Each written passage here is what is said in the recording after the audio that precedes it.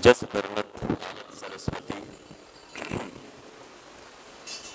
तीती सदे हरिवंश की।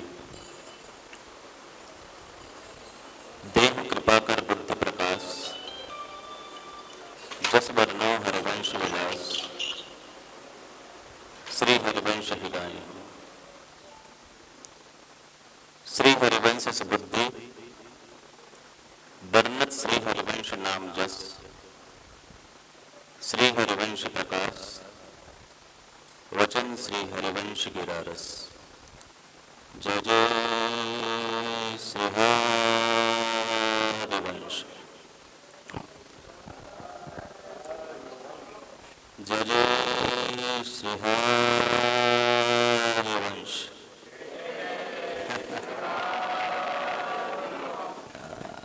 अब कुछ रस की अनुभूति हुई।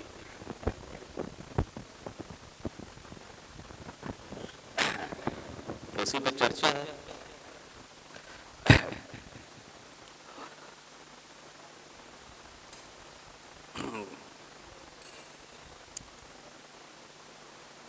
श्री हरिवंश चंद्र शुभ नाम, सब सुख सिंधु प्रेम रस धाम। जाम गटी बिसरे नहीं।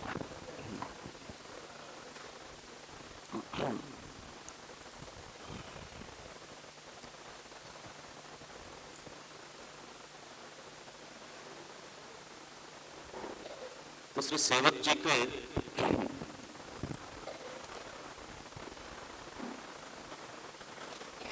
जो मूल वस्तु का सीधा दर्शन कराया, हरिवंश महाप्रभु जी के उस दिव्य नाम स्वरूप का दर्शन कराया, उस सुंदर अमृतमय किरणों का दर्शन कराया। क्योंकि चंद्रमा का एक स्वरूप अमृत भी होता है। अमृत इसलिए कहते हैं, रसिकों ने कहा कि वो जो हित रूपी चंद्रमा है वो अमृत रूपी भी है। नारद ने भी कहा है। तो अमृत क्या है? अमृत का अर्थ क्या होता है? समुद्र मंथन से अमृत निकला था ना, और देव और देवताओं के बीच उसके लिए युद्ध हुआ था। तो अमृत देता क्या है?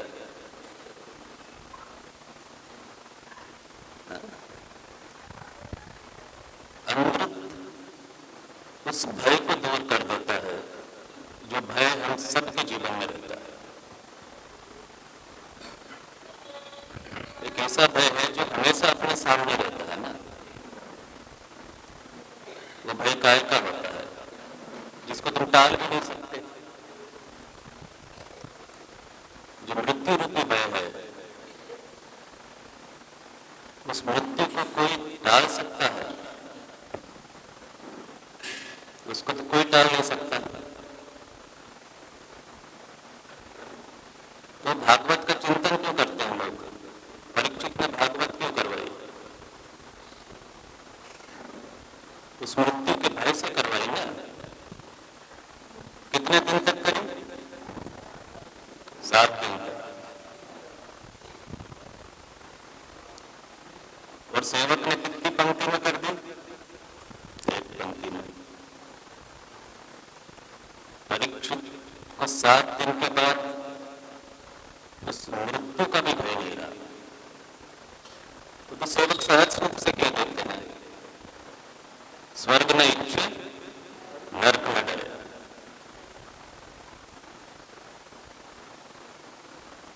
तो जो शशि रूप चंद्रमा है वो अमृत रूपी भी है। और उस अमृत का प्रभाव यह है कि वो तुम्हारे सभी भयों का खंडन कर देता है, भयों को नाश कर देता है। इसलिए तो हम कहते हैं कि निकुंजवासी भय। हमारे वहां यही परंपरा है ना कि हम निकुंजवासी लिखते हैं। कोई नियम है? नियम तो है नहीं। इसके पीछे एक निहित भाव छुपा हुआ है। निहित भाव छुपा है कि नहीं? निकुंजवासी लिखना कोई वो तो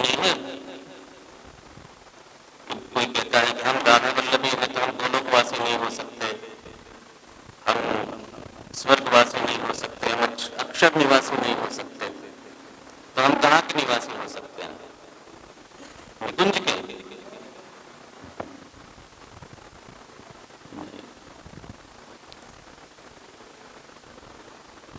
ये तो उनके पीछे निकुंजवासी लिखा जाता है जो शरीर के साथ भी उस निकुंज की सेवा में रत रहते हैं और देह त्याग के बाद भी उस निकुंज सेवा में रत रहते हैं। वो निकुंजवासी जो निकुंज भाव से ही रत रहते हैं, सदैव भी और देह के बाद भी, वो है निकुंजवासी। और वो कहां से कृपा प्राप्त होती है? उस चंद्र की अमृत किरणों से। वो जीव को उस मृत्यु के बंधन से भी दूर कर देता है, स्वर्ग नरक के बंधन से भी दूर कर देता है। इसलिए सेवक के उद्धार करते हैं। वो हरिवंश रूपी चंद्रमा के स्वरूप का कल थोड़ा चिंतन किया, क्योंकि वस्तु ही है, सीधी वस्तु से ही वर्णन प्रारंभ किया है सेवक जी ने।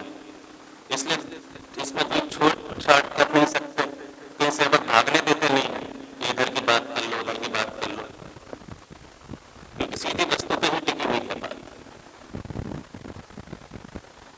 इसीलिए इस नाम को सब सुखों का धाम कहते हैं।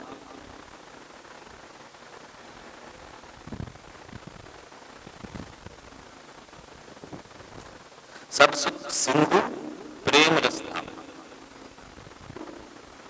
तो कल थोड़ी चर्चा ही हो पाई थी।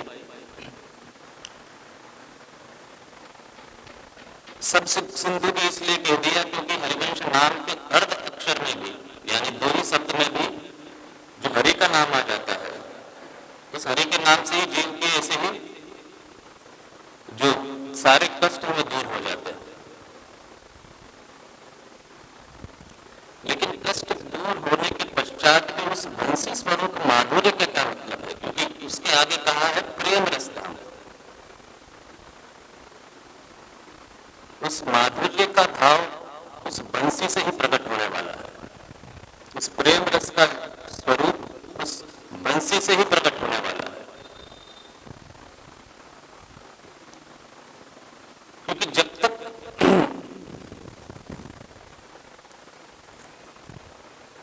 हरि का जो स्मरण करते हैं, तो हमने कहा था ना कि जब जो भक्ति होती है, जीव भक्ति, जहां तुम हरि का स्मरण करते हो, तो हमेशा जो ऐश्वर्य स्वरूप है, हरि के उस ऐश्वर्य स्वरूप की प्रधानता होती है जो दाता है, दानवीर है, कृपानिधि है। और हम कौन है? कृपण है। तो हमारी क्या मांग ही चली रहती है, हम मांगते ही जाते हैं। तो हमारा जो संबंध बनता है वो सकारण बनता है। प्रीति तो होती है, श्रद्धा भी होती है कि मांग पूरी होगी, श्रद्धा भी होती है मांग पूरी होगी।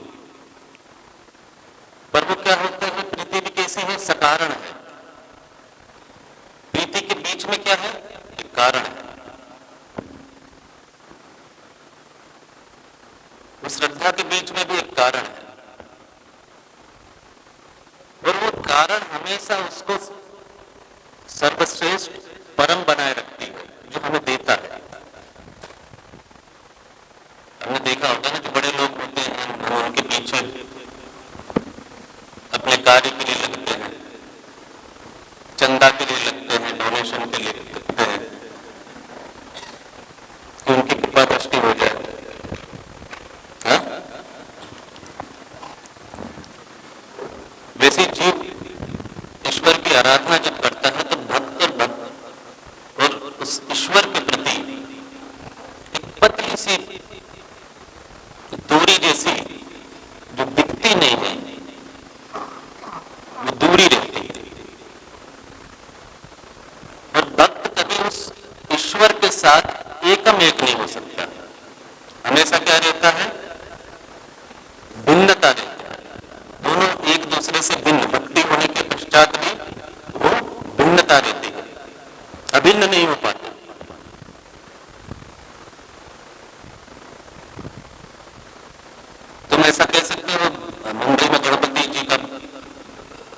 तो 14 दिन के बाद तुम विसर्जित कर देते, 14 दिन कितना सब मांग लेते हो उनसे। उसके बाद उनका विसर्जन हो जाता है तो तुम कहते हो कि विसर्जन नहीं करेंगे, उनको घर से जाने नहीं देंगे, इधर ही रखेंगे, क्यों जाएंगे।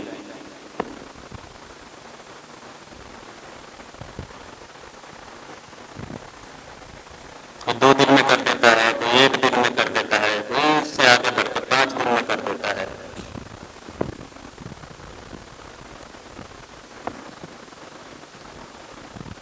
अगर समझो कि तुम उसकी मां के भाव पे हो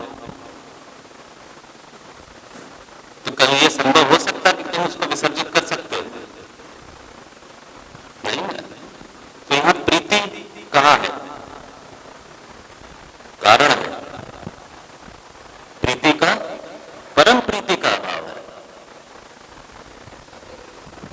और जो कारण होता है वो दुखदायी होता है। तुमने लोगों को सुना होगा कि मैं ईश्वर की इतनी उपासना करता हूं पर ईश्वर मेरी तरफ देखते ही नहीं है।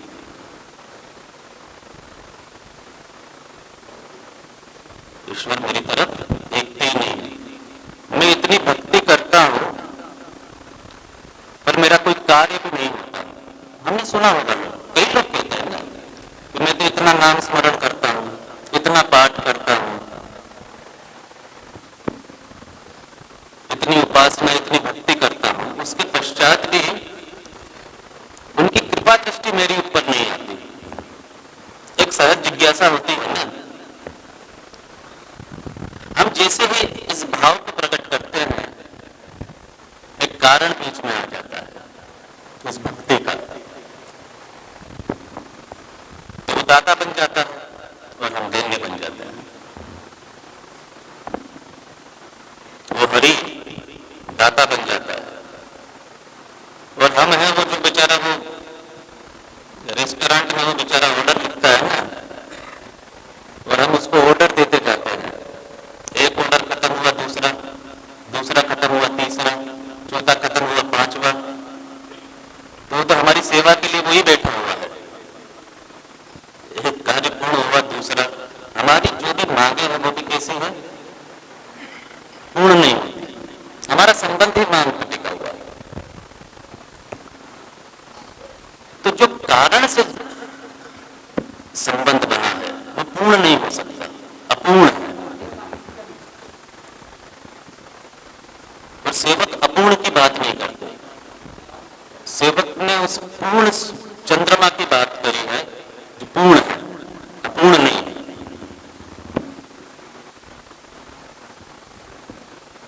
इसीलिए वो सबसे शुभ है, सबसे मंगलमय है, क्योंकि उसके आगे कोई अमंगल है ही नहीं, उसके पश्चात कोई अमंगल है ही नहीं।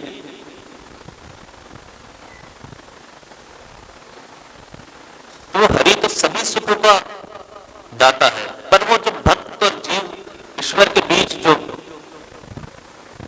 एक अंतर है वो कभी भी पूर्ण नहीं हो पाता। और जब तक वो पूर्ण नहीं हो पाता हम उस परम को प्राप्त नहीं कर पाते, हम अधूरे रहते उस पूर्ण आनंद को नहीं। क्योंकि तुम ये स्वीकार ही नहीं सकते कि तुम वो पा सकते हो, क्योंकि तुम तो दैन्य हो। जो दीन है वो कभी उस चीज को स्वीकार ही नहीं कर सकता ना, क्योंकि उस स्वरूप तक पहुंच सकता है। तुम स्वीकार कर सकते हो? नहीं ना। हमेशा क्या बने रहते हैं? कृपण, दीन, गरीब। तो अपनी वो जो पूर्ण संभावनाएं हैं उस संभावना से सेवक परिचय करा रहा है। तुम्हारे अंदर की पूर्ण संभावनाएं हैं जहां से प्रकट हो सकती है उसका परिचय सेवक करा रहा है कि तुम वो दीन नहीं हो। उस नाम को समझो। क्यों? क्योंकि वो माधुर्य मंडित है। वो हरि में जब बंसी सम्मिलित होती है तो वो हरि कैसे हो जाते हैं? माधुर्य मंडित। माधुर्य यानी प्रेम मंडित, प्रेम रस मंडित। उसका एक सुंदर उदाहरण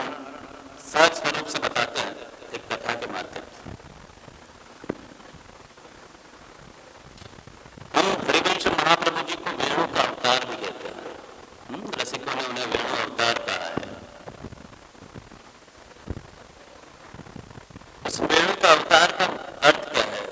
जब द्वापर में कृष्ण ने वेणुनाद किया, तो कहते हैं उस वेणु में इतना सम्मोहन था कि उसने ब्रज के समस्त लोगों को सम्मोहित कर लिया था। किसमें सम्मोहन था? उस वेणु के नाद में। तो कहते हैं कि मध्य रात्रि को जब कृष्ण ने वेणुनाद किया, मध्य रात्रि को जब कृष्ण ने वेणुनाद किया, तो उस वेणुनाद में जो सम्मोहन था, जो मोहकता थी, वो सम्मोहन इतना था कि ब्रज की जितनी भी समस्त गोपियां हैं, वो मध्य रात्रि को कहते हैं कृष्ण ने सदन वन के बीच वेणुनाद किया, और उस वेणुनाद को सुन के ब्रज की जो समस्त गोपियां थी, जिस स्थिति में, जिस स्वरूप में थी, अपना घर अपनी उसी स्थिति में वो उस वेणु से सम्मोहित होकर कृष्ण के पास पहुंच गए।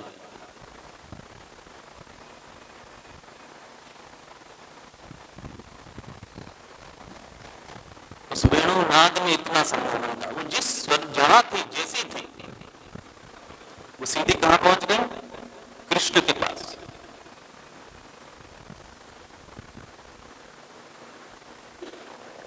कहते हैं कि जब कृष्ण ने उनको देखा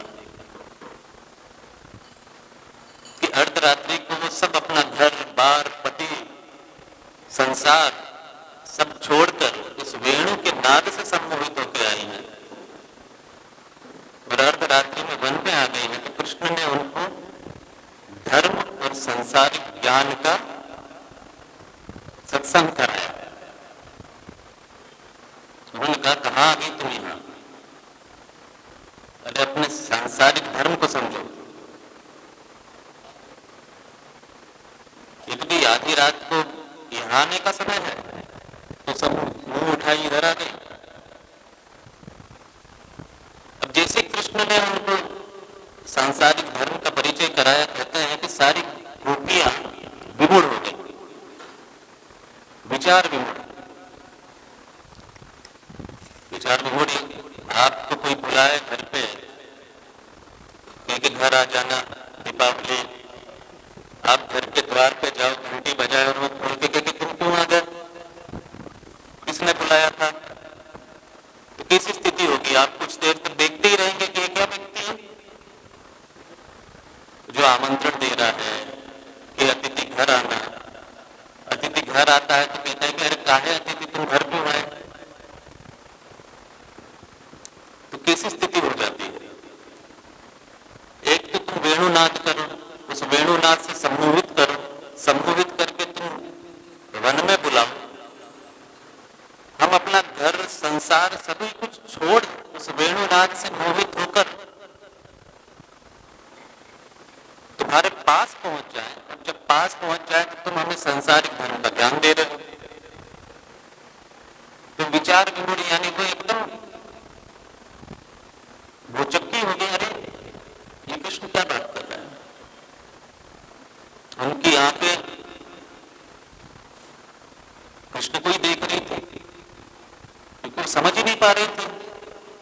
कुछ समय पहले ये कुछ और, अब देखो ये क्या बात कर रहे हैं। तो जब कृष्ण ने पूछा कि अरे मुझे भूल क्या रही हो तुम, इस प्रकार से क्यों देख रही हो? तो गोपियों ने कहा कि भाई हम ये देख रहे हैं कि ये वही कृष्ण है जिसकी वेणु ने के नाद ने हमको सम्मोहित करके बुलाया। उस मधुर नाद ने हमें सम्मोहित किया। और क्या ये वो कृष्ण है जिसकी जो बेल है, वाणी है, वो कटु तीर की तरह हमें लग रही है? उसकी वाणी अब कैसी लग रही है? कड़वे तीर की तरह।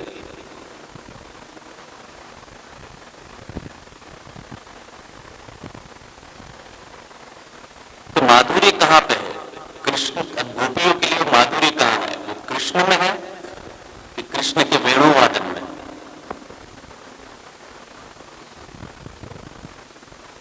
जब कृष्ण वेणुवादन करते हैं तभी तो हरि में माधुर्य प्रकट हुआ। तो जैसे ही वेणुवादन बंद हुआ, उस हरि की लीला कैसी में लगी? अप्रीतिकर। तो उसी प्रकार जब वो हरि माधुर्य से मंडित होता है, प्रेम से मंडित होता है, तब वो माधुर्य उन समस्त अंतरों को भी तोड़ देता है, उन सभी कारणों को भी तोड़ देता है जो भगवान और भक्त के बीच होते हैं। और वो उस माधुर्य प्रेम का ही बल है, उसके सिवा और कोई चीज इस संसार में नहीं है जो भगवान और भक्त के बीच के उस अंतर को तोड़ सके। इसलिए सेवक जी उन्हें क्या कहते हैं? प्रेम रस धाम।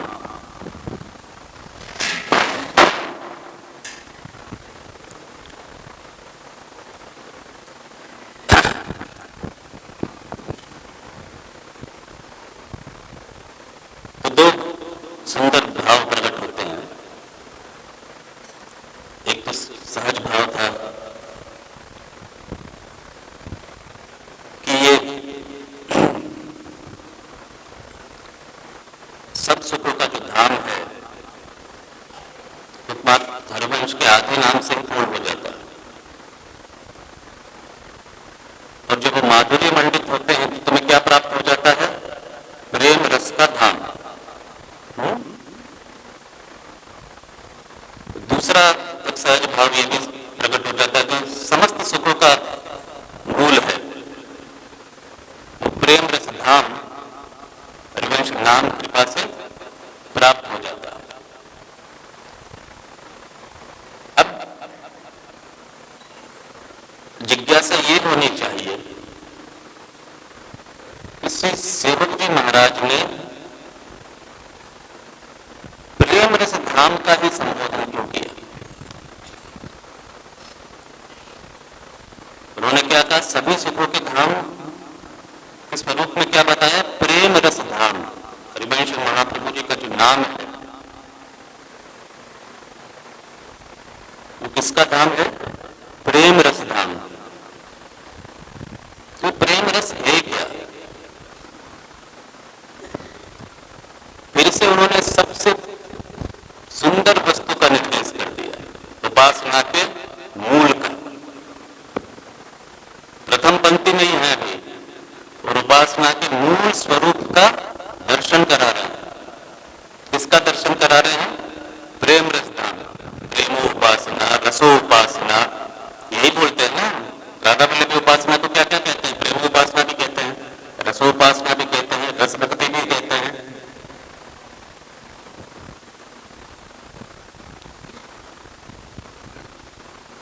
उस प्रेम रस का धाम बताया, ये प्रेम रस का ही धाम है।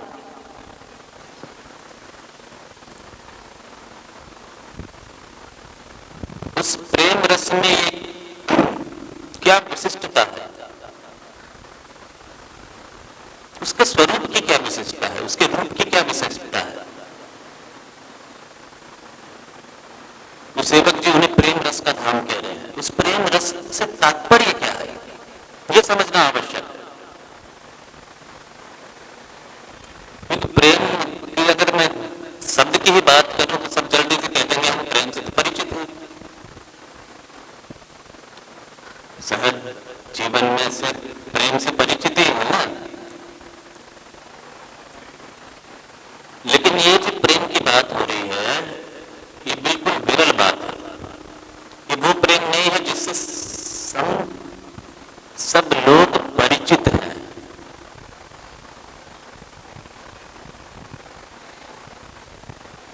ये उपासना का मूल स्वरूप है। उन्होंने उपास्य तत्व का धाम बता दिया, श्री हरिवंश नाम। हमारी जो उपासना है, हित की यहाँ उपासना, हित के हैं हम दास। तो प्रेम रस और हित तीन है, अर्थ एक है, भाव एक है। हित दंपति, रस दंपति या प्रेम दंपति, स्वरूप एक ही है।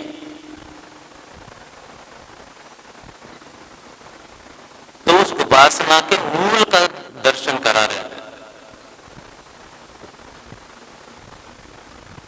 और उपासना का जो मूल है उसका साध्य भी बता दिया कि किस प्रकार से वो प्रकट हो रहा है, कहां से प्रकट हो रहा है।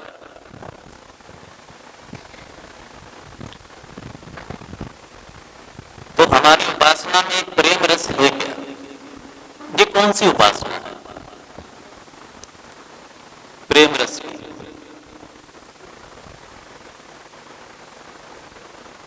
तो कहते हैं कि हम उपासना में एक तो निर्गुण भक्ति है, एक तो निर्गुण भक्ति की उपासना है, एक सगुण भक्ति की उपासना है। हम जिन आप निर्गुण और सगुण भक्ति से परिचय है कि नहीं है? कहीं सुना होगा निर्गुण उपासना, आत्मा के बारे में सुना होगा, ब्रह्म के बारे में सुना होगा। सुना है? आत्मबोध, ब्रह्मबोध, ब्रह्म ज्ञानी, ब्रह्म तत्व, सच्चिदानंद।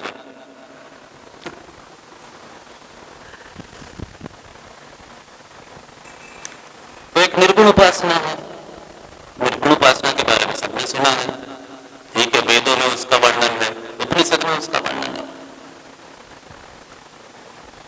सगुण उपासना के बारे में भी आपने सुना, आप जानते हैं सगुण उपासना। कृष्ण की जो उपासना करते हैं, जो उनके गुणों की उपासना करते हैं, वो क्या है?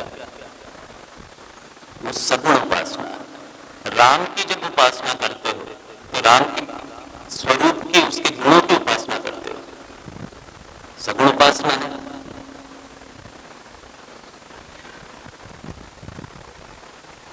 तो ये कौन सी उपासना है? प्रेम रस धाम। इसके विषय में आप क्या जानते हैं?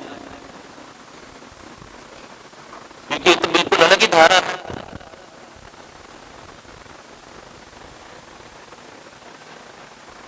निर्गुण सगुण ते न्यारो विवरत सदा अमंग।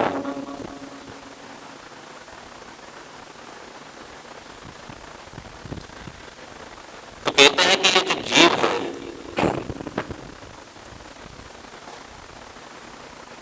उस जीव के लिए सहज मुक्ति क्या है? उपासना वो वस्तु है जो एकदम सरल और सहज होनी चाहिए। आज सुबह जब अष्टयाम की चर्चा हो रही थी, पाठ उत्सव का जो चर्चा हो रही थी, तब एक ही मूल वस्तु थी, महाप्रभु जी को अष्टयाम सेवा प्रकट करने की क्या आवश्यकता थी? ठीक है, वो तो रसिक शिरोमणि थे, उनका स्वरूप ही परम प्रेम, प्रकट प्रेम स्वरूप था। परंतु उनका उद्देश्य क्या था? जो संसारी जीव है, उस जीव को उस परम रूप से परिचित कराना। तो उसके लिए ज्ञान का अवलंबन करना आवश्यक नहीं था, क्योंकि वेदों की स्थिति अभी आगे सेवक वाणी में उस स्थिति का वर्णन आ जाएगा। अब हम आजकल हिंदू महासभा, हिंदू के प्रकांड पंडित सनातन धर्म की बात करते हैं। जो सनातन धर्म की बात करते हैं वो वेदों को भी नहीं जानते। 4 वेदों का नाम पूछ ले तो भी उसमें लुटिया डूब जाएगी। उपनिषद तो भूल ही जाओ। जब वेद की क्षति हुई, कहते हैं परिस्थिति ऐसी आई थी, क्योंकि ब्राह्मणों का जो जीवन था वो वेदों पर आधारित था। और पहले ऐसा होता था कि जब तक वेद कंठस्थ ना हो जाए, आप मधुकरी नहीं कर सकते। जब तक कंठस्थ नहीं होंगे तब तो ऐसी किताबें होती नहीं थी, कंठस्थ कराए जाते थे वेद, जब तक उसको भिक्षा नहीं मिलती। शिक्षा नहीं मिलती तब तक भोजन नहीं होता। और जब भारत में अकाल पड़ा तो कहते हैं ब्राह्मणों ने वेदों को जलाया था अपने चूल्हे जलाने के लिए।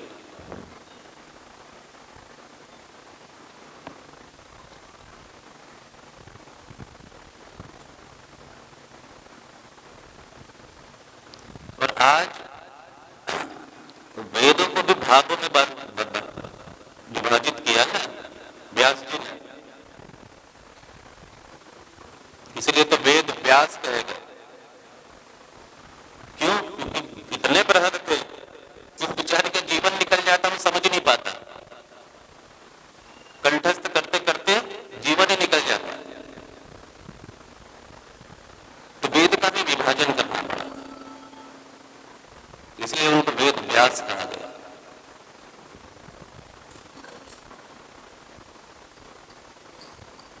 और जिन्होंने वेद में आत्मा और ब्रह्म की बात करी है, कहते हैं अपने पुत्र के पीछे वो पुत्र मोह में दौड़े हैं। वेद व्यास के पुत्र कौन? बहुत कम आयु से घर से निकल गए थे सुखदेव जी। तो कहते हैं अपने पुत्र मोह में उसके पीछे दौड़े थे। तब सुखदेव ने उनको परिचय करा कि तुम मेरे पीछे दौड़ रहे, तुम जिसने वेदों का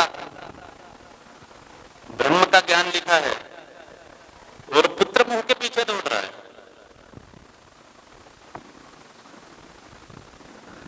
जिसमें कहा है कि सर्व ब्रह्म ही है, ये निर्गुण उपासना है। जो ब्रह्म का रचयिता है वो भी ब्रह्म नहीं समझ पा रहा है।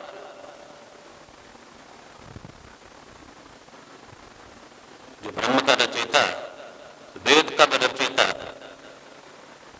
वो भी पुत्र मोह में उस ब्रह्म को भूल गया।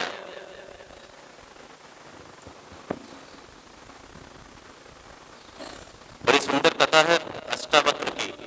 8 अंगों से टेढ़े थे अष्टावक्र, इसलिए उनका नाम था अष्टावक्र।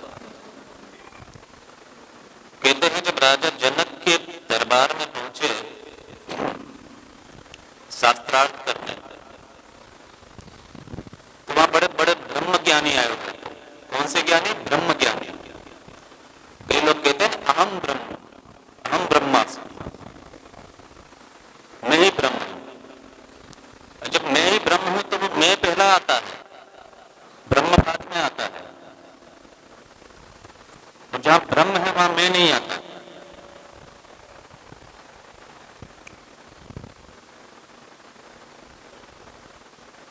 तो वहां जितने भी ब्रह्म ज्ञानी थे वो अष्टावक्र की हंसने लगे।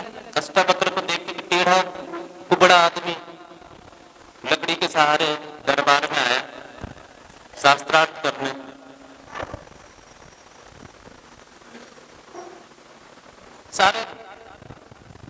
सारे बड़े बड़े ब्रह्म ज्ञानी थे जो शास्त्रार्थ करने आए थे। और शास्त्रार्थ किसके ऊपर? निर्गुण उपासना, ब्रह्म के ऊपर।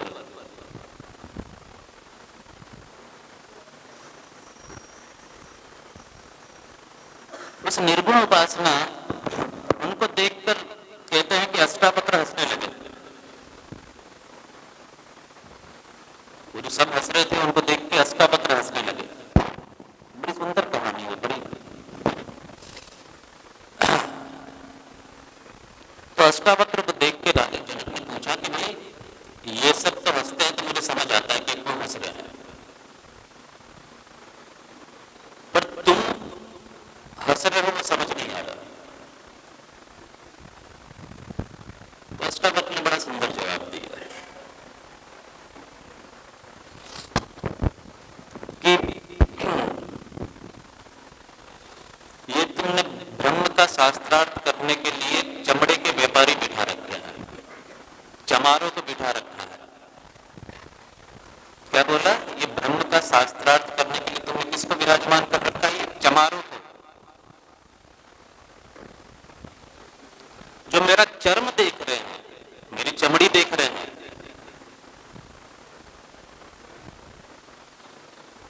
पर मेरी अंदर की आत्मा को नहीं देख रहे। मेरे अंदर विराजमान उस परम ब्रह्म का दर्शन नहीं कर पा रहे। ये चमारी तो है, इनसे क्या शास्त्रार्थ करना।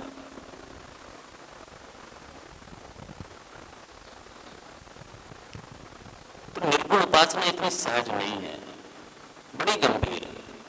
जब ब्रह्म ज्ञाता भी उस ब्रह्म से अपरिचित हो जाते हैं तो हम सहज जीव की क्या, हम अपने संसारी जीवन में ओतप्रोत हम क्या उस निर्गुण उपासना को समझ सकते हैं? और दूसरी सगुण उपासना,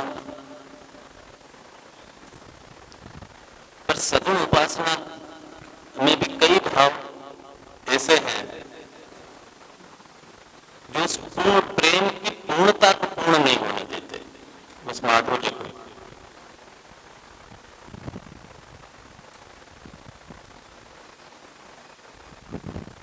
क्योंकि जितनी भी सगुण उपासना है वो अवतारों के लीलामय स्वरूप से प्रकट हुई है। कौन से स्वरूप से? लीलामय स्वरूपों से। और जो लीलामय स्वरूप से प्रकट हुई है तो वह माधुर्य से ज्यादा क्या है? ऐश्वर्य है।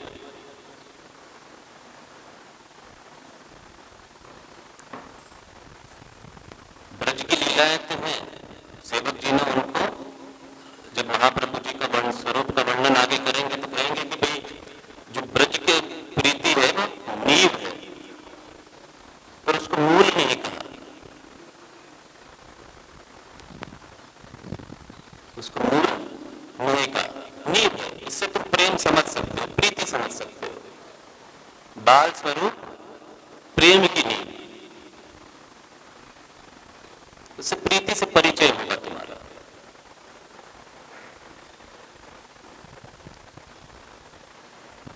और हम जिस मात प्रीति की बात करते हैं वो सबसे विरल है। वेदों ने जिसे नेति नेति कह दिया। हम ये नहीं कहते कि हम वेदों से विपरीत हैं। कई लोग कहते हैं राधा वल्लभ उपासना, प्रेम उपासना अवैदिक है, इसलिए अवैधिक कह देते हैं कि उसको समझ नहीं पाते। महाप्रभु जी जो दृष्टि गोचर कर रहे हैं वो समझ नहीं पाते, इसलिए अवैधिक। वेदों ने जिसे नेति नेति कह दिया, यह भी नहीं इति, यह भी नहीं, यह भी नहीं, उस परम रस रूप को जिसका पूर्ण वर्णन नहीं कर सके उसको संक्षिप्त में कह दिया, ये नहीं, ये भी नहीं। और इसी नेति नेति को पकड़ के अलग अलग संप्रदायों ने अपने स्वरूप का वर्णन भी कर दिया।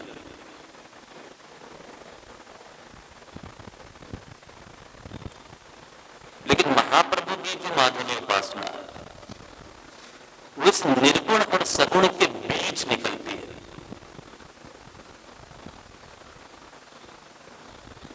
उस नेति नेति का जो, जहां पे वेदों ने कहा नेति नेति रसो वेश है, वो रस ही है। रसो वेश है, वो रस ही है, पर रस का वर्णन नहीं कर पाए। उस रस का साक्षात दर्शन कौन कर रहा है? उस रस का साक्षात दर्शन श्री हरिवंश महाप्रभु जी कर रहे हैं।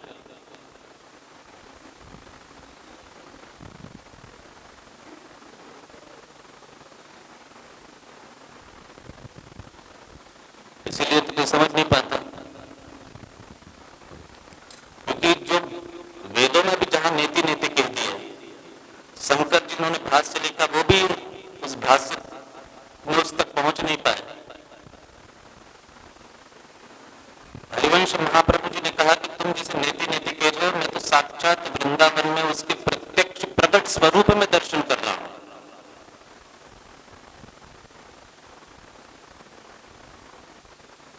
और उसी का रसपान कर रहा हूं। यहां है आता है प्रेम रस,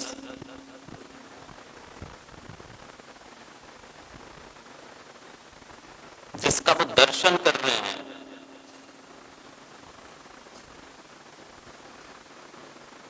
जिसका वो आस्वादन कर रहे हैं,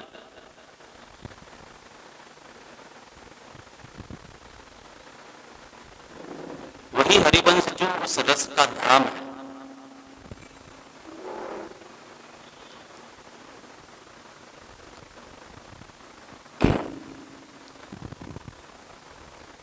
अब हम थोड़ी गंभीरता से सहजता में,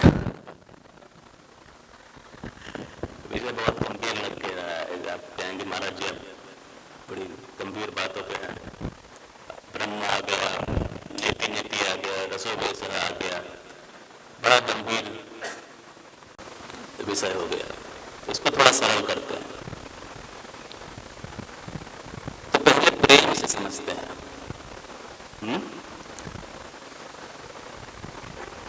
ऐसी उपासना जो हम सबसे निकट है।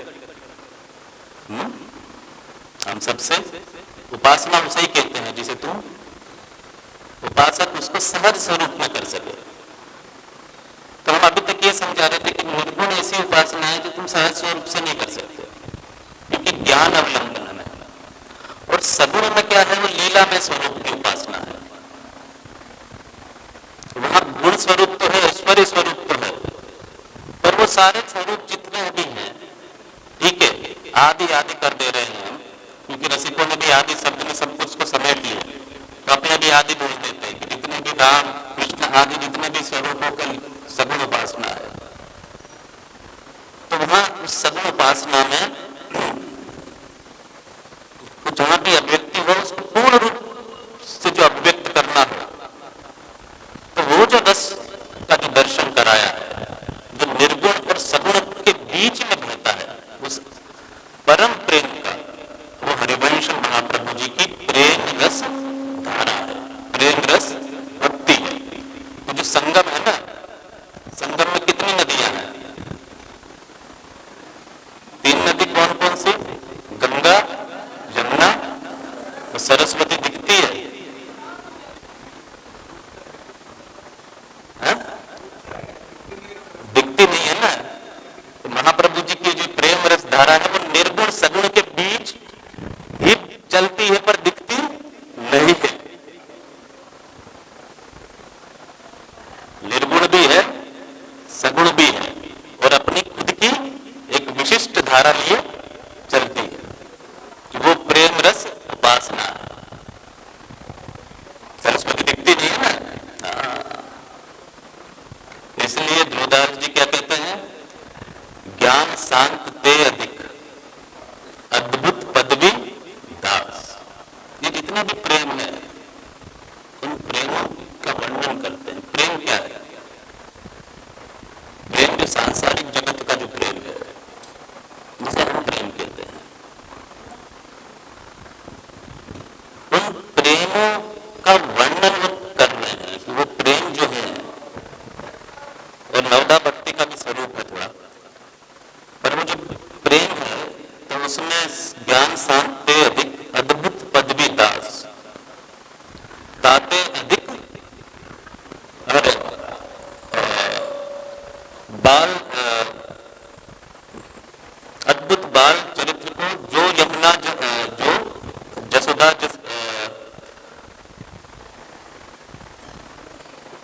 अद्भुत बाल चरित्र को जो यशोदा सुख ले, ताते अधिक किशोर रस ब्रज बंतन के हे।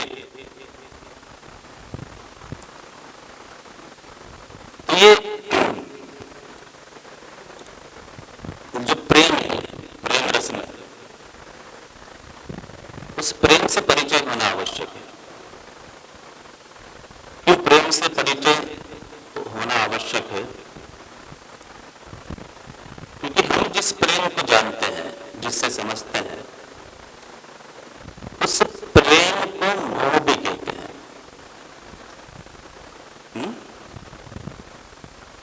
तुम कहते हो कि तुम अपने बालक से प्रेम करते हो ना? पति पत्नी का प्रेम, माता पिता का प्रेम, भाई बहन का प्रेम, मित्र का प्रेम, प्रेम तो कई है। प्रेम का हम जब दर्शन ही करते हैं, सब यही कहते हैं कि हमारा इनके प्रति क्या है, प्रेम। पर जो प्रेम जो करते हो, वो प्रेम से सब परिचित है। प्रेम हमारे जीवन में, अगर संसार में कोई ऐसा तत्व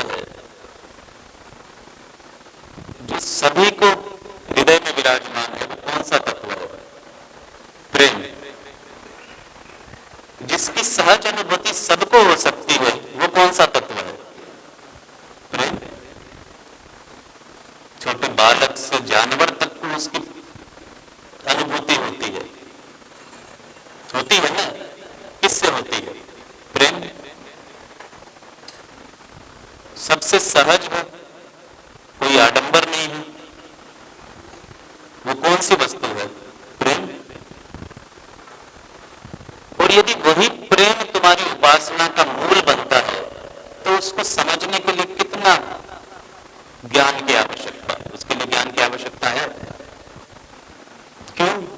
क्योंकि तुम्हारा सहज स्वरूप उस प्रेम से परिचित है। लेकिन उस परिचय में संसारिक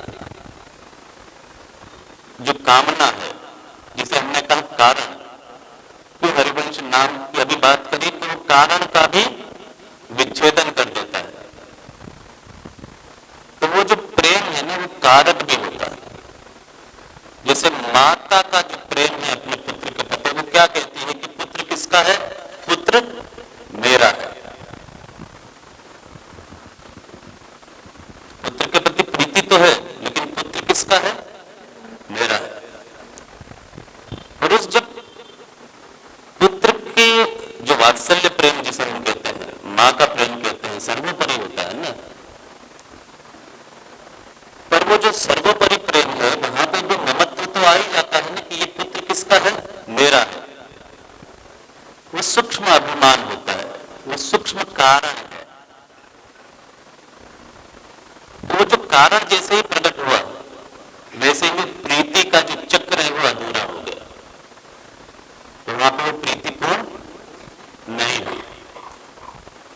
अद्भुत बाल चरित्र को जो जसता सुख ले। सौरभ जी ने भी कहा ना, जो देखे भजी जसोदा को नंद नंदन, लीला अनेक न चित्त खटाई। तो यशोदा की भी प्रीति, जिसे वात्सल्य भाव कहा जाता है, वात्सल्य प्रेम कहा जाता है, ब्रज में बड़ा ही उसका भाव है। पर कहते हैं कि वो वात्सल्य प्रेम में भी यशोदा कृष्ण को प्रताड़ित करती थी, उनको खंबे से बांध देती थी ना, प्रताड़ित भी करती थी। प्रीति थी, प्रेम था ऐसा नहीं, प्रीति नहीं। लेकिन प्रीति में क्या है? अधिकार। और वो अधिकार से जब माटी खाने पर कृष्ण को कहती है कि अपना मुंह खोलो, तब प्रीति होने के पश्चात भी कृष्ण अपने उस परम ऐश्वर्य स्वरूप का दर्शन यशोदा को करा देते हैं। तब यशोदा की दशा क्या हो गई है? यशोदा मूर्छित हो जाती है। तुम किसी से प्रीति करो, तुम्हें ऐश्वर्य का स्वरूप दिखा दे, तुम्हारी क्या दशा होगी?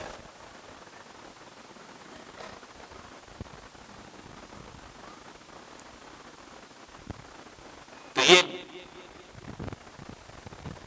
वात्सल्य प्रेम है। ये प्रेम में जहां कारण आता है, जहां कारक बनता है, क्योंकि प्रेम का सबसे सुंदर स्वरूप ये है कि प्रेम अकारण होता है। अकारण, जो अकारण है वही प्रेम है। जो कारण बस है वो प्रेम नहीं है, वो गुण है। चाहे वो पुत्र के प्रति हो, पति पत्नी के प्रति हो,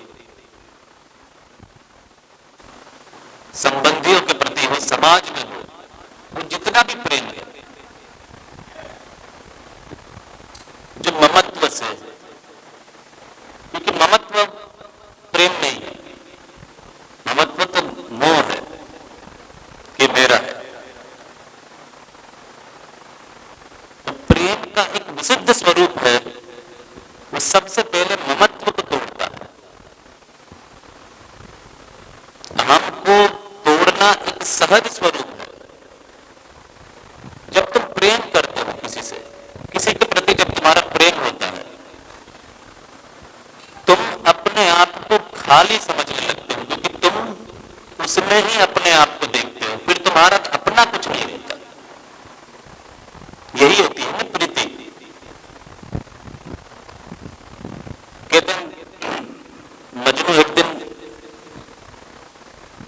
पागलों की तरह फिरता हुआ जा रहा था, कहीं ध्यान ही नहीं था। और वो जब चलता जा रहा था,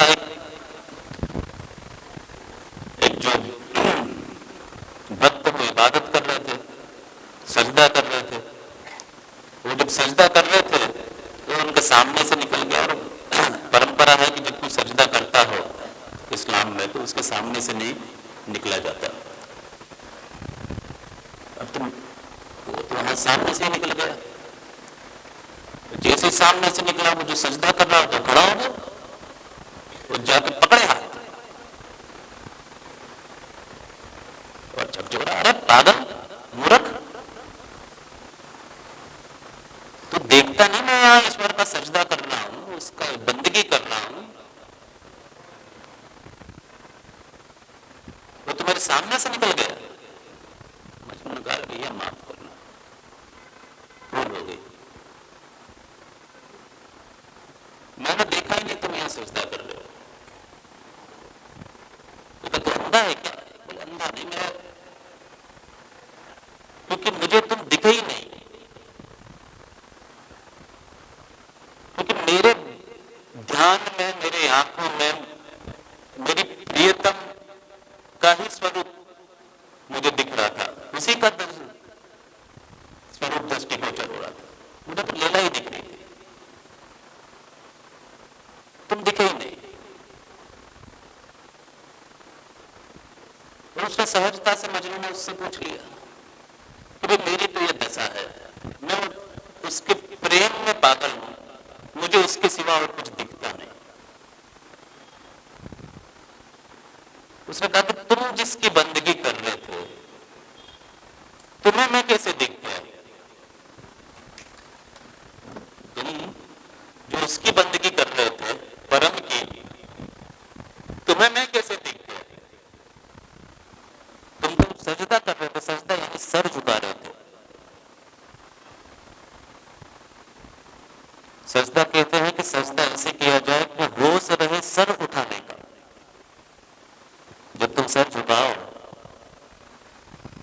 तो होश ही न रहे सर उठाने का, वो सजदा होता।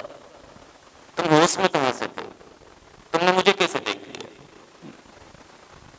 तो जो प्रीति होती है, जिसके प्रति प्रेम होता है,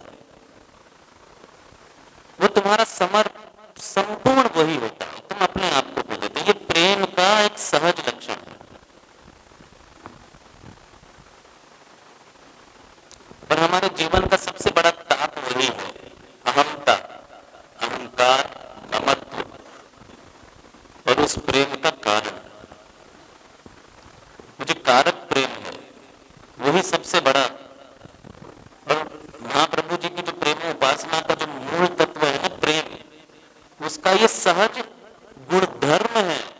प्रेम कुछ करता नहीं, तुम्हें कुछ करने की आवश्यकता नहीं है, तुम कुछ नहीं करते, जो करता है वो कौन करता है? प्रेम करता है। अपने आप तुम्हें मिटाता है, तुम्हें मिटाने की आवश्यकता नहीं। एक बड़ी सुंदर कविता है जलालुद्दीन रूमी की, कहते हैं कि प्रेमी अपनी प्रियतमा के घर जाता है, और उस प्रियतमा के घर जब जाता है, कहते हैं कि उसके घर के द्वार पर द्वार खटखटाता है, अंदर से आवाज आती है कि कौन? द्वार पर कौन? तो प्रेमी कहता है कि तूने सुनी नहीं मेरी पंखवानी, मैं हूं। तो प्रिय से कहती है कि अभी द्वार नहीं खुलेंगे, अभी द्वार नहीं खुलेंगे। अब वो प्रेमी इस विचार में कि द्वार क्यों नहीं खुलेंगे, वो भटकता रहता है, बरसों तक भटकता है। और जब उसको उसका उत्तर मिलता है वो वापस आता है, फिर से द्वार खटखटाता है, और जब प्रिय से फिर से पूछती है कि कौन, तो कहता है तू। वहां पे मैं खत्म हो जाता है, पर वहां भी तू रहता है। महाप्रभु जी की जो उपासना है उसमें तू भी रहता नहीं है। तो यहाँ जो सूफीज्म के सॉन्ग सुनते हैं, वहां प्रियतम और प्रेमी का संबंध है। काका सब तन खाइयो मेरे चुन चुन खाइयो मांस, दो नैना मत खाइयो या है पिया मिलन की आस। वहां जो प्रेमी है, ठीक है, वो ईश्वर के प्रति प्रेम है, खुदा के प्रति प्रेम है, तो वहां विरह बहुत है, क्योंकि उसके मिलन की आस है। महाप्रभु जी के वहां मिलन की आस नहीं, वहां तो नित्य मिलन है, प्रतिपल मिलन है। तो ये प्रेम का सहज स्वरूप है। यहाँ ज्ञान की, इसीलिए ज्ञान की यहाँ आवश्यकता नहीं है, यहाँ कर्म की आवश्यकता नहीं है, यहाँ जप की आवश्यकता नहीं है, तप की आवश्यकता नहीं है। क्यों? क्योंकि ये सब तो गुण है। प्रेम अपना ही वैभव प्रकट करता है, और जब वो अपना वैभव प्रकट करता है तो बाकी सब कुछ समाप्त हो जाता है, किसी को रहने ही नहीं था। अभी कल ही गा रहे थे, प्रेम के खिलौने तो, ऐसा थोड़ी कहा कि प्रियालाल जी का खेल है। किसका खेल है? प्रेम के खिलौने हैं, वो प्रेम का ही खेल है। अब कोई के राधा वल्लभ जी का नित्य विहार है, तुम क्या बात कर रहे हो? बड़ी गूढ़ बात है। और उपासना का मूल है।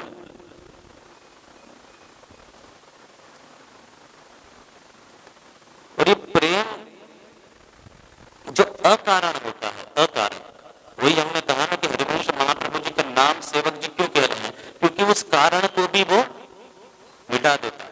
उनका जो निर्मल निष्काम प्रेम है, जहां कामना का भी स्वरूप नहीं है, कारण भी नहीं है, वो जो राधा किंकरी स्वरूप है, सहचरी स्वरूप है, उपास्य स्वरूप है।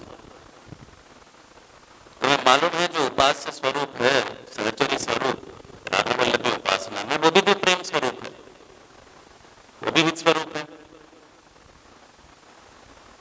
वृंदावन, सहचरी, प्रिया जी, लाल जी, ये सब कौन है? सब प्रेम स्वरूप है ना, प्रेम स्वरूप। तो भेद रहा, सहचर्या भी वही प्रेम की वही मूर्तियां हैं जो प्रियालाल जी है, जो वृंदावन जो प्रेम की मूर्ति है वही सहचर्या है।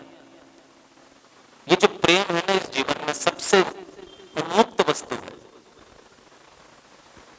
और जब ये प्रेम प्रकट होता है तो हृदय के सारी कलुषता को दूर कर देता है, क्योंकि प्रेम का जो आह्लाद होता है, प्रेम का जो आनंद होता है, वह आनंद का वर्णन करना असंभव है। उसका तो क्या हो सकता है? दर्शन। इसलिए तो वो रस है, वो रस पीना है। रस क्या है? पीना है। उसी प्रेम रस धाम की सेवक जी बात कर रहे हैं। श्री हरिवंश चंद्र शुभ नाम सब सुख सिंधु प्रेम रस धाम। ये जो पूर्ण प्रेम है, पूर्ण प्रकाशी प्रेम, अपूर्ण नहीं, पूर्ण, जहां कारण भी नहीं।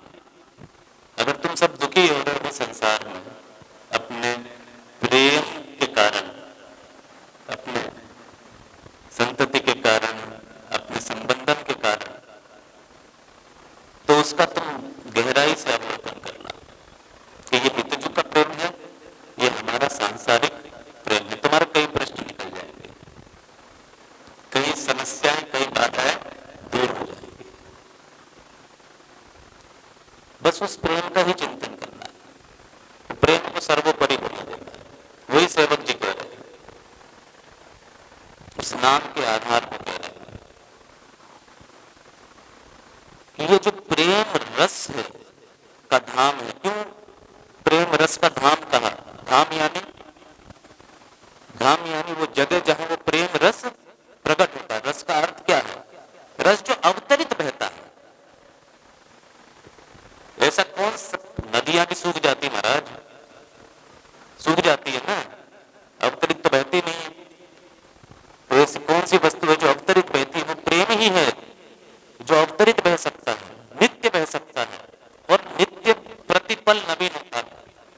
साधारण सांसारिक उदाहरण देख लो, तुम अपने छोटे पोते से प्रेम करते हो, अपने पोते से प्रेम करते हो, तो क्या आज प्रेम कम और कल ज्यादा हो जाएगा?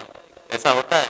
जब भी उसको देखते हो प्रेम बढ़ता ही है ना। ऐसा होता है कि उसको गले से लगा लो, जब गले से लगाते हो जो वो आनंद होता है उस प्रेम का, उसकी प्रीति का, वो जो प्यार से तुम्हारे गले लगता है, तो वो जो प्रीति का जो अनुभव करते हो वो प्रेम है, वो अकारण प्रेम। उसके पीछे वो तुमसे जो आज चॉकलेट दिखा के प्रीति कर रहे हो, तो उसमें चॉकलेट उसका कारण हो सकता है।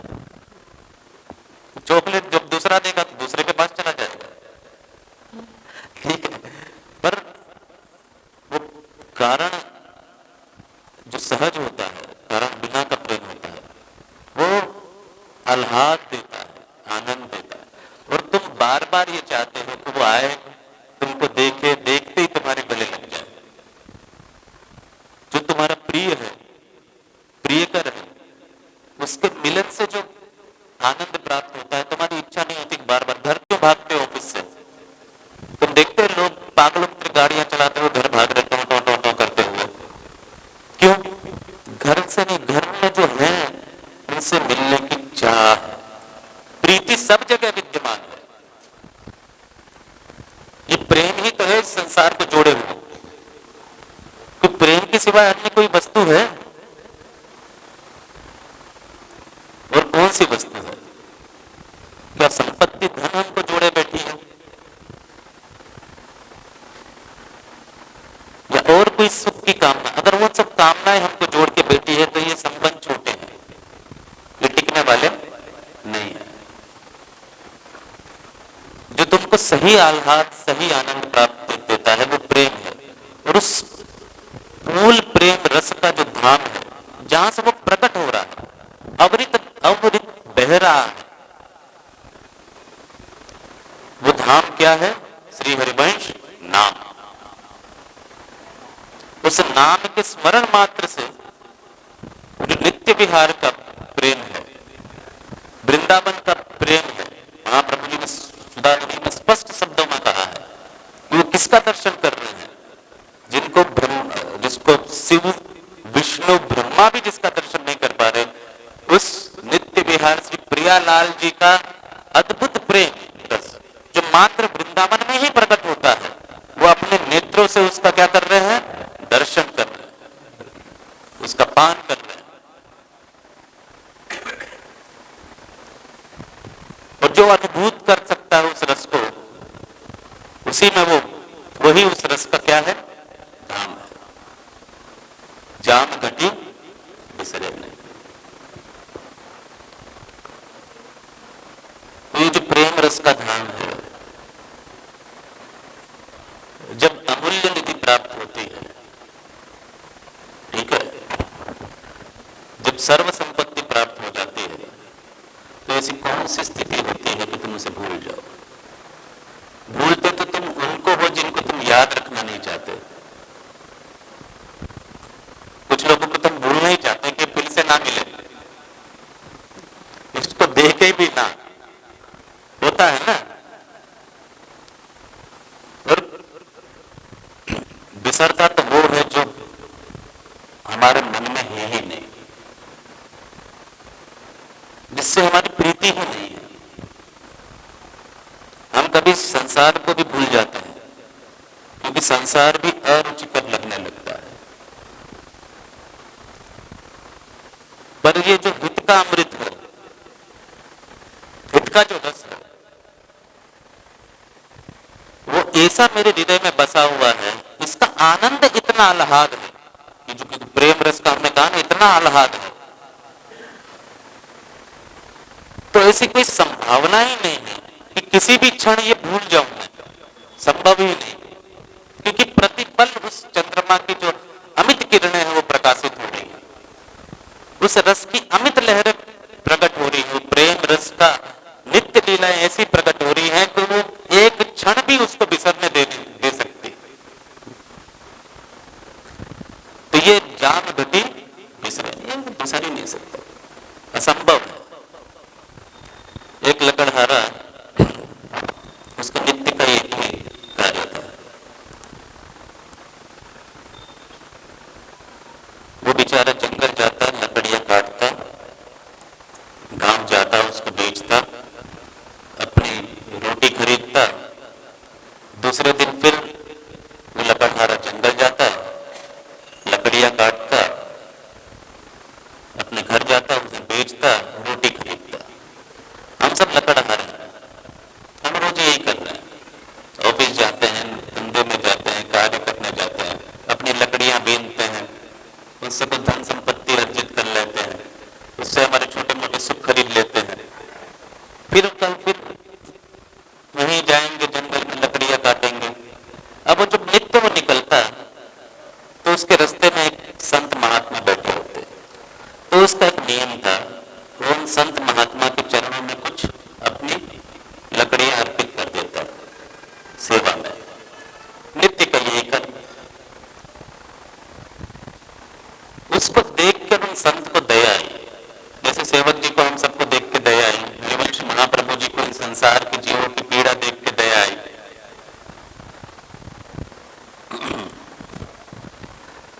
वैसे ही उस संत को भी उन सबको देख के पीड़ा आई। उसके क्या बेचारा यही नित्य रोज करता रहता है, रोज जंगल जाता है, लकड़ियां बीनता है, बेचता है, अनाज खरीदता है, फिर वही। तो एक दिन जब वो उसके पास आया तो उन्होंने कहा कि तुम नित्य यहाँ पे लकड़ियां काटते रहते हो, कभी जंगल में अंदर क्यों नहीं जाते, थोड़ा और अंदर जाओ। तो लकड़हारा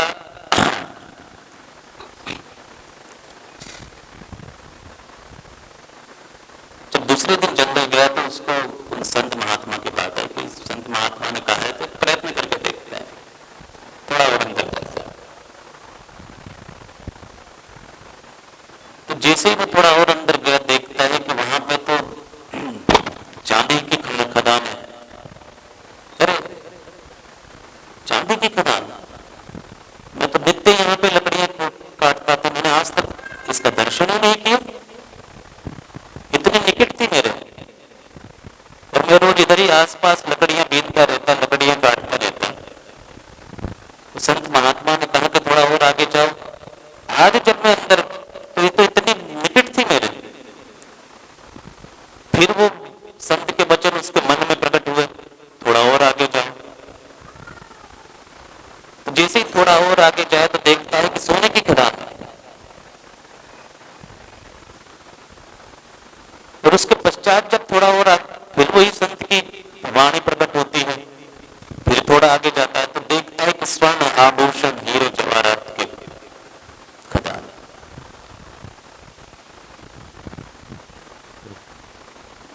वो जब ये देखता है तो रो पड़ता है कि इतने जीवन भर मैं इस मूल्यवान संपत्ति के पास ही था, इस खजाने के निकट ही, लेकिन इसको प्राप्त नहीं कर सका। इतने समय तक इस मूल्यवान संपत्ति के, और मैं अभागा नित्य वही अपने जीवन कर्म में जुड़ा रहा। और थोड़ा ही प्रयत्न करना था, क्या करना था, थोड़ा ही आगे जाना था। और वो थोड़ा ही आगे जाने में जो अमूल्य संपत्ति, अकूट संपत्ति, अद्भुत संपत्ति जो प्राप्त हुई है, उसको देख के वो रो पड़ा। तो सेवक जी ने जो प्रथम पंक्ति में जो हमें मूल वस्तु से परिचय कराया है, वो अमूल्य निधि है। वो निधि भी हमारे बिल्कुल समक्ष ही है, खाली उसको समझने भर के देखिए, थोड़ा और आगे जाने की जरूरत है, थोड़ा और। तो जैसे ही थोड़ा और आगे जाएंगे तब ये स्थिति अपने आप आ जाएगी, जान घटी बिसरे नहीं। क्योंकि वो जो अनंत आनंद का, उस प्रेम रस का आह्लाद प्राप्त होगा,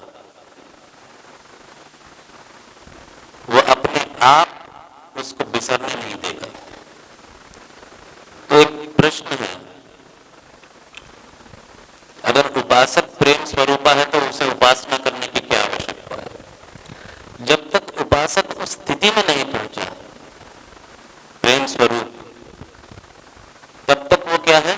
जीव है। जब तक इसको समझा नहीं, जब तक जीव है तो भले ही उपासक है, उसको उस प्रकट सेवा के माध्यम से उस परम उपास्य स्वरूप तक पहुंचना है और अपने स्वरूप का चिंतन करना है। जब वो परम उपास्य स्वरूप में पहुंच जाएगा, पूर्ण सहचरी स्वरूप में पहुंच जाएगा, तो वो पूर्ण प्रेम स्वरूपा हो जाएगा। फिर उसमें वो प्रेम में कोई भेद नहीं रहेगा। तो तब तक तो चिंतन करना है, तब तक हमारा स्वरूप क्या है? उपासक तो है पर जीव स्वरूपा है, क्योंकि अभी वो पूर्ण भाव प्रकट नहीं हुआ है। तो यह जो पर्य मोहे सहज स्वभाव श्री हरिवंश नाम रस चाव, नाम सुधर भव धर्म को।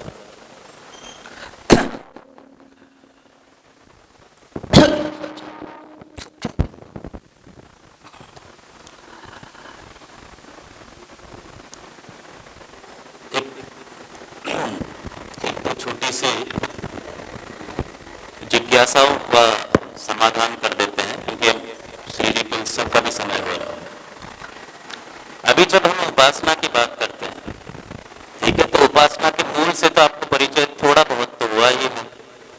तो जब आप कभी भी किसी को सुनते हैं व्हाट्सएप में या फेसबुक में या यूट्यूब में, तब पहले अपने उस उपास्य तत्व का चिंतन करें कि ये यही बात है, ये कुछ और है, नेति नेति है, ये वो नहीं है।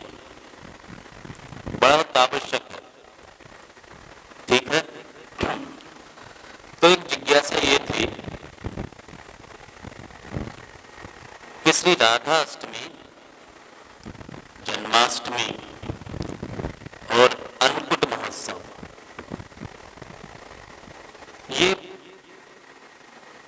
राधा वल्लभ संप्रदाय में कब से प्रारंभ हुआ?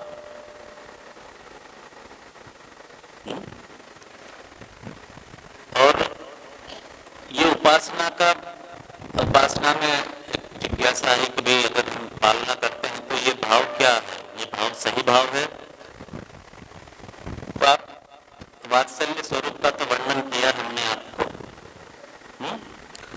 17वीं शताब्दी में गोस्वामी दामोदर वर्जी हुए, ठीक है, गोस्वामी दामोदर वर्जी। गोस्वामी दामोदर वर्जी एक प्रतिष्ठित आचार्य। आचार्य इसलिए कहूंगा कि आचार्य वो है जो अपने मत से कभी पीछे ना हटे, जैसे रूपलाल जी आचार्य। विद धर्म का जो मार्ग पकड़ा है, उससे वो कोई कहते महाराज जी थोड़ी ये इतनी संपत्ति ले लो, ये उत्सव करवा दो, इतनी संपत्ति ले लो या डीजे बिठा दो। रूपलाल जी को संपत्ति का भी वो दिया गया, मान सम्मान का भी वो दिया, तो भी अपना आसन लेके वो निकल पड़े।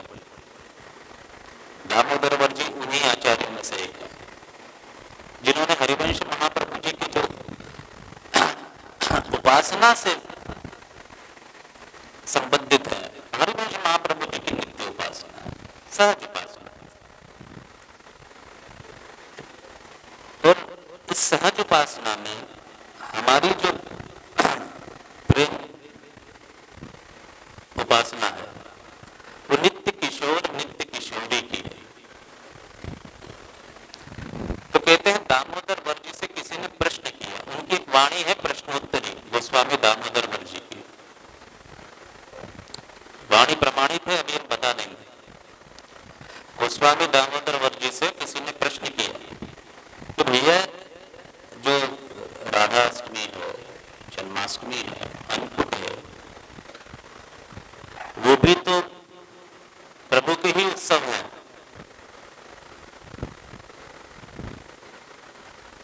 तो ये तुम क्यों नहीं मनाते?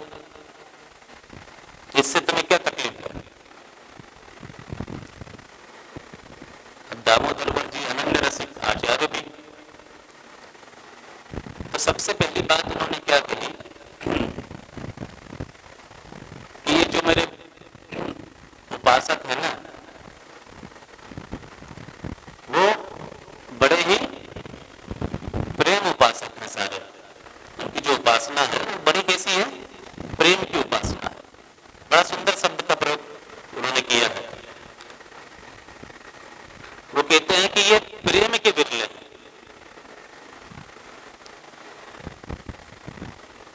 ये अनुरागी, वो उनको अनुरागी कहते हैं। मधुर जुगल रस पापी, यानी जो जुगल रस के में भीगे रहते हैं वो अनुरागी है, जो ये राधा वल्लभ उपास संप्रदाय की उपासना करते हैं। फिर कहते हैं कि कोटिक, कोई विरला कोटिक, कोई विरला कोटिक, हजारों करोड़ों में कोई ऐसा विरला हो, वही इन्हें पहचान सकता है। हर कोई इन्हें पहचान नहीं सकता। कहते हैं विरले कोटिक माज इन्हें पहचान हारे। कोटिक हजारों करोड़ों में से कोई इनकी इस रस उपासना को समझ पाएगा? हर कोई नहीं समझ पाएगा, क्योंकि उसने तो सहज व्यक्ति तो यही समझता है कि राधा कृष्ण की भक्ति है, और वो नहीं समझ पाता कि ये प्रेम रस की भक्ति है, यहाँ प्रेम उपास्य है। तो उन्होंने कहा कि भाई तुम जो बात कर रहे हो सही है, तुम्हारा प्रश्न भी सही है, लेकिन ये जो मेरे उपासक है वो मधुर उपासक है, मधुर उपासना युगल उपासक है। इनको समझने वाले को बिरला होता है हजारों करोड़ों में। और ये क्या करते हैं, ये नित्य प्रियालाल जी का जो नित्य अष्ट प्रहर का जो सुख है उसमें डूबे रहते हैं। नित्य कहां पे डूबे रहते हैं? अष्ट प्रहर के सुख में। तो कहते हैं कि जब ये नित्य विहार के अष्ट प्रहर के सुख में डूबे रहते हैं, फिर कहते हैं कि अब पहले वाणी में भी कहा है, ऋतजू ने भी कहा, यह जो एक मन बहुत ठोर करी कहु को देश छुपाए। तो ये मन में तो एक ही रस टिक सकता है ना, अन्य रस टिक सकते हैं?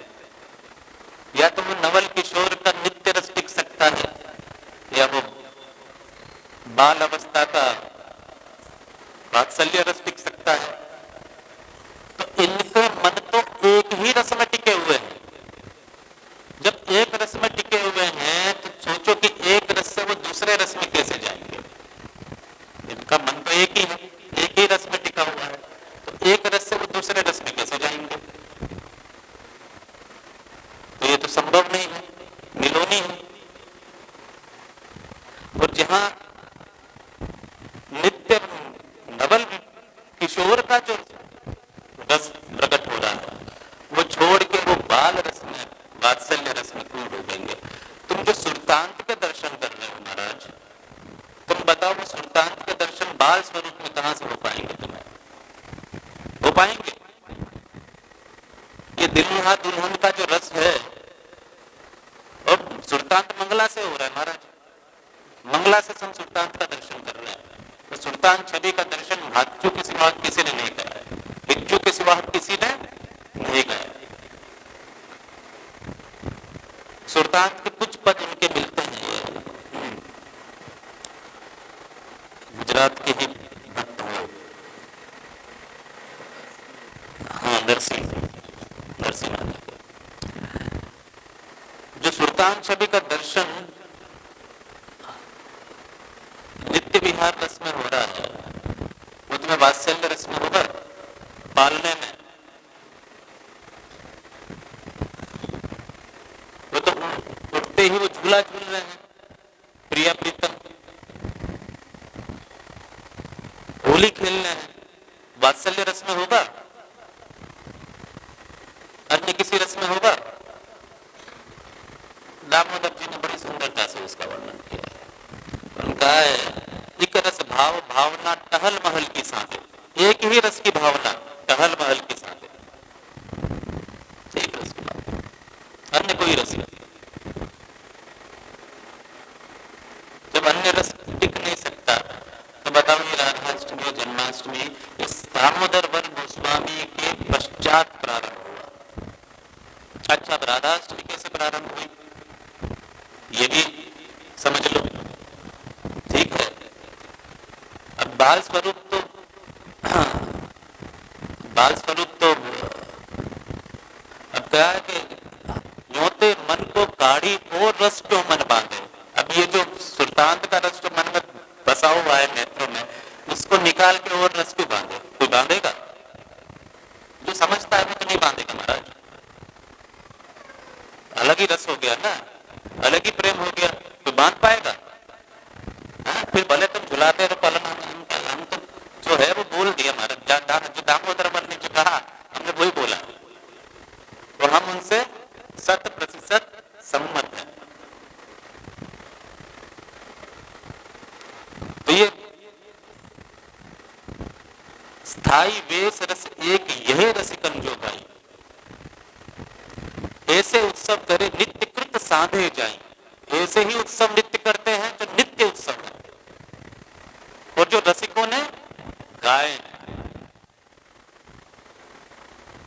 ये दामोदर वर्जी का उत्तर है। समझ रहे हैं ना आप? ये रसिक आचार्य महाराज बड़ी सुंदर बात कही है। रस भक्ति धारा में आप देख लेना, भाग 2 में आपको मिल जाएगा। काली जी ने बड़ा सुंदर विश्लेषण किया, बड़ा सुंदर अद्भुत विश्लेषण। उन्होंने हर समयांतरण कौन से उत्तर कब कब प्रचलित है उसका बड़ा अद्भुत वर्णन किया है।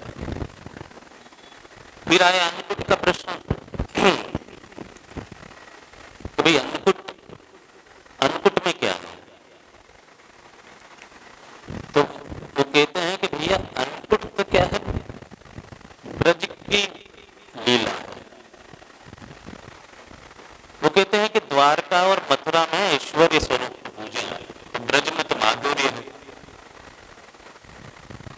द्वारका और मथुरा में क्या है? ऐश्वर्य की पूजा। और ब्रज तो क्या है? माधुर्य भक्ति की उपासना। यहाँ पर माधुर्य चलता है। तो कहते हैं कि ये जो तुम जिस अन्नकूट की बात कर रहे हो वो तो कृष्ण की लीला है, उसी ब्रज लीला का एक भाग है। जब उन्होंने 7 दिन तक गिर को अपनी उंगली में उठाए रखा, किसका मान वर्धन करने के लिए? इंद्र का मान। और अपने दर्शन देके सभी ब्रजवासियों के दुख दूर किए। और वो दर्शन पाके ब्रजवासी जब आनंदित हुए तो उन्होंने अपने अपने घर से जो भी सामग्री थी वो अर्पण करी, गिरधारी को धरी। तो ये तो अन्नकूट को भाव है नित्य विहार का। तो नित्य विहार का बड़ा सुंदर वर्णन किया उन्होंने।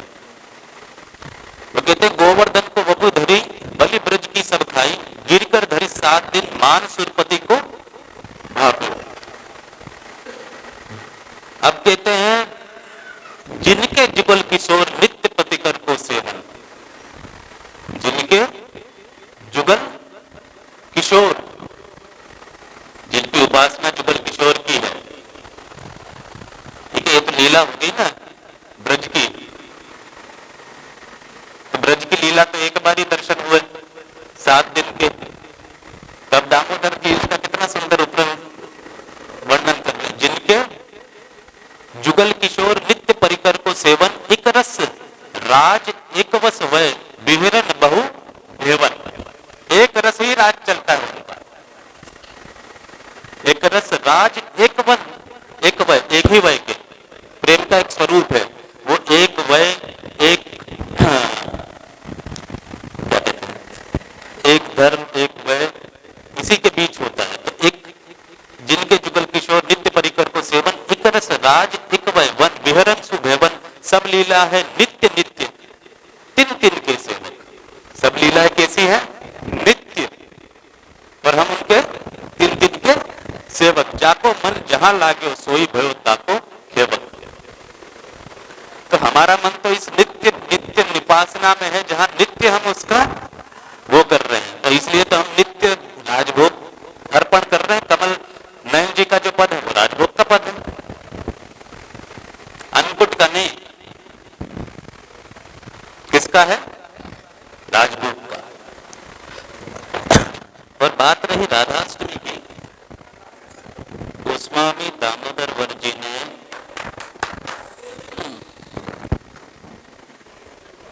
इन तीनों उत्सवों को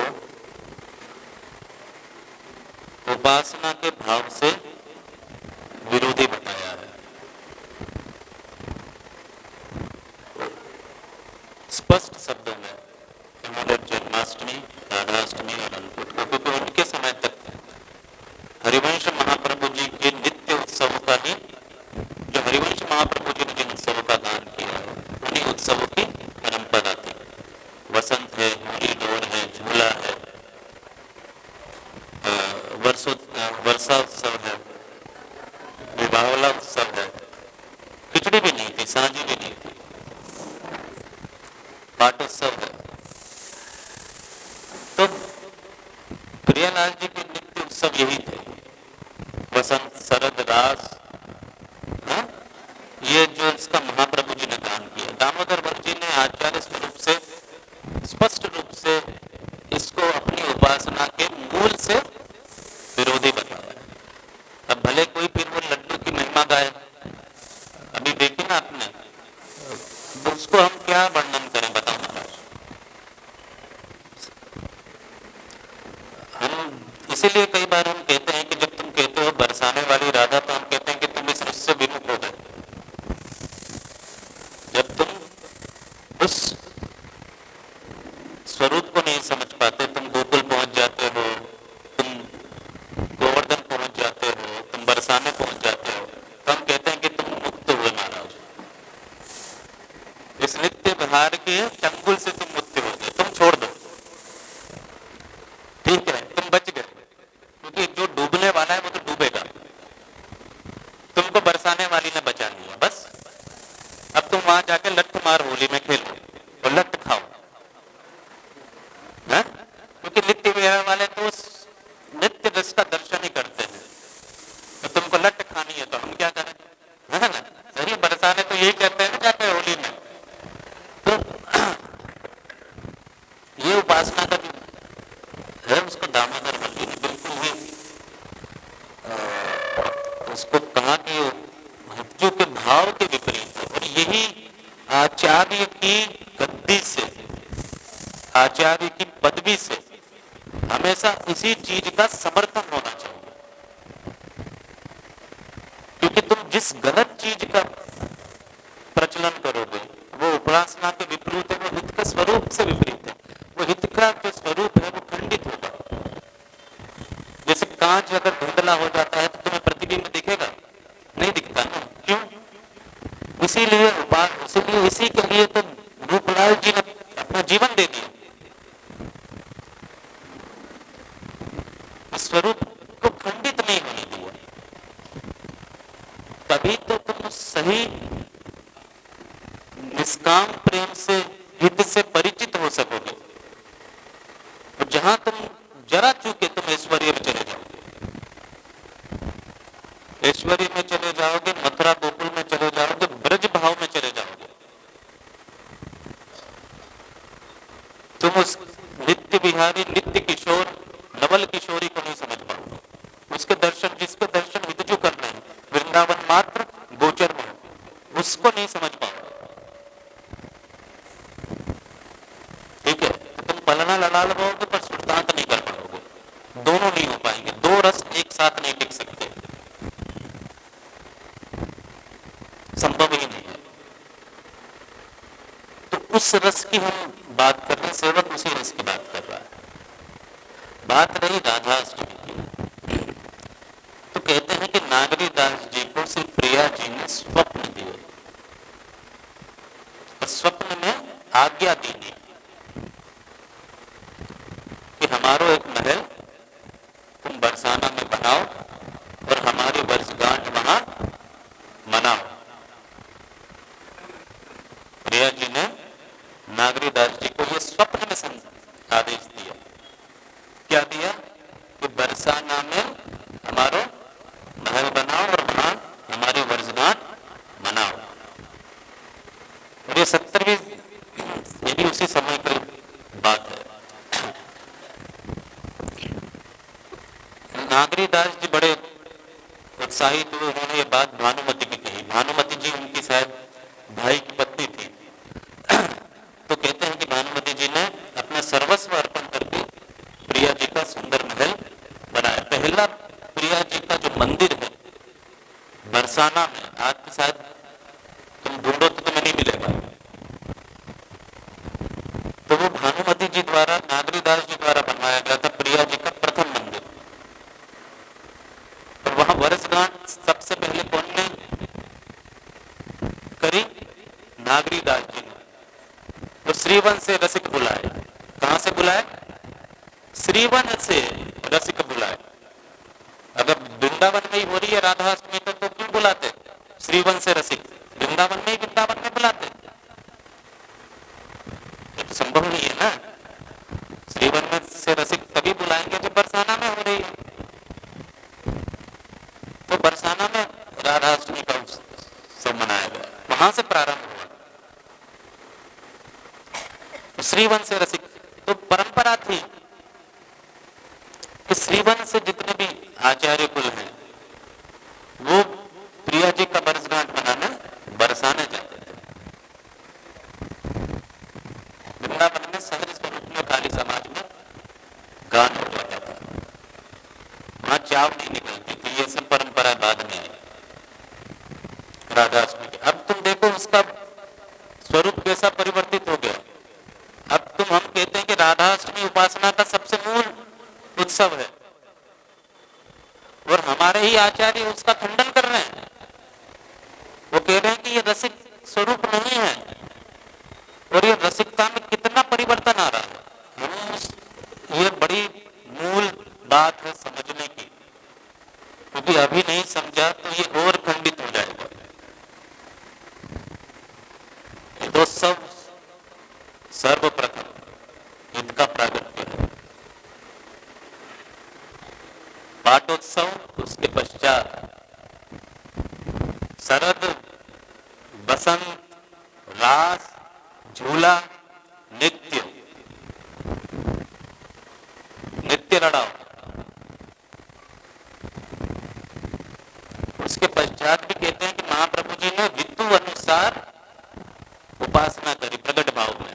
जो सेवा पद्धति में उन्होंने भोग राग की जो सेवा करी, क्योंकि प्रगट में तो ऋतुएं 2-2 महीने रहती है ना। हाँ, उनकी जो निज उपासना है, जो वो भाव है, उस भाव पर जब भाव उपासक पहुंचता है तो वो नित्य प्रतिपल तो सारी ऋतुएं हैं वो विद्यमान रहती हैं।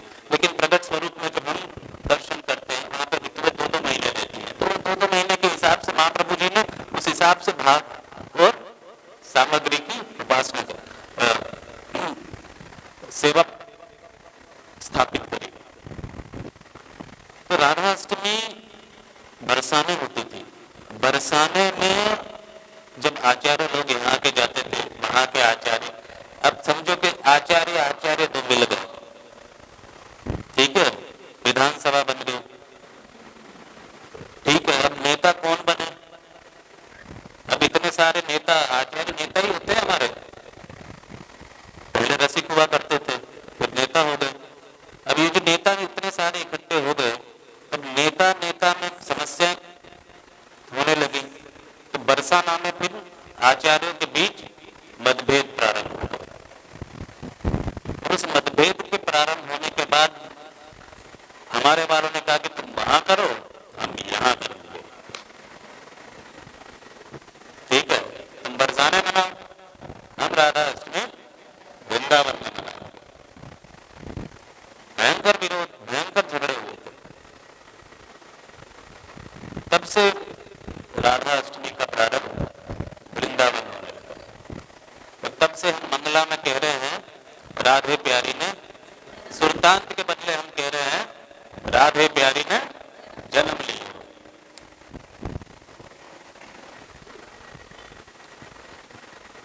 मूल की बात कर रहा हूं मैं। आपको कहीं लगे कि कहीं दामोदर वर्ग जी से अलग बात करी है, सेवक जी से अलग बात करी है, विद्यु की वाणी से अलग बात करी है, तो कहीं अब हम उनको भागवत में कभी बुला लेते हैं और हम भागवत में जाते हैं उसी दिन राधा जी का प्रागट्य उत्सव। अब हम अपना सर पकड़ के बैठे के साथ कहाँ बैठ गए। अब हम वो जो सुन रहे हैं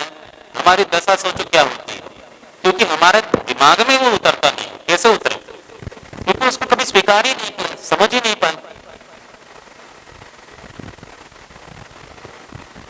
पर अब परिस्थिति ऐसी है, जाना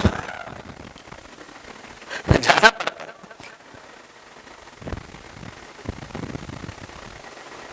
इसलिए हम जल्दी भागवत में जाते नहीं महाराज, बड़े बुलाए बुलाए, अब बुलाते भी घर वाले हैं तो हम जाएं क्यों, अब जाना पड़ता है।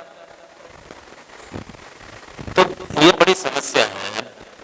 और इस विसंगतता में, इस कलयुग में, इस सोशल मीडिया के समय पे ये आवश्यक है कि हरिवंश महाप्रभु जी का जो मूल स्वरूप है, मूल उपासना है, वो उसी स्वरूप में प्रकट होनी चाहिए जिस स्वरूप में हितजू ने प्रकट करी है।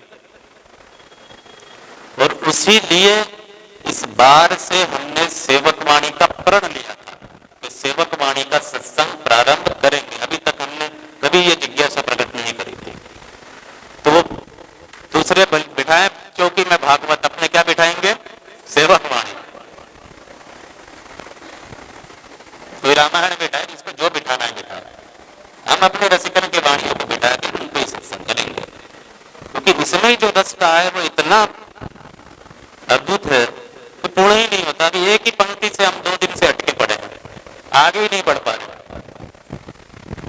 एक ही पंक्ति में सेवक वाणी के 2 दिन से अटके पड़े हैं, आगे नहीं बढ़ पा। तो फिर हमको और काय की आवश्यकता महाराज?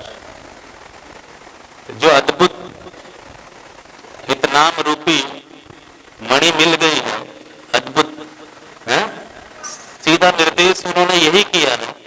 फिर उसको छोड़ के हम और अन्य अन्य स्थान पर अन्य अन्य रस, जो कहा ना कि हम ये राधाष्टमी जन्माष्टमी अन्य अन्य रस है, अन्नकूट भी है वो अन्य रस है, तो राजभोग में नित्य हो जाता है ना। तो फिर हमें अन्नकूट की आवश्यकता है। पर अब तो ऐसा महाराज, सेवा आप पर्ची फड़ाओ और अन्नकूट करवाओ। तो ठाकुर जी बेचारे बैठे, बहने तो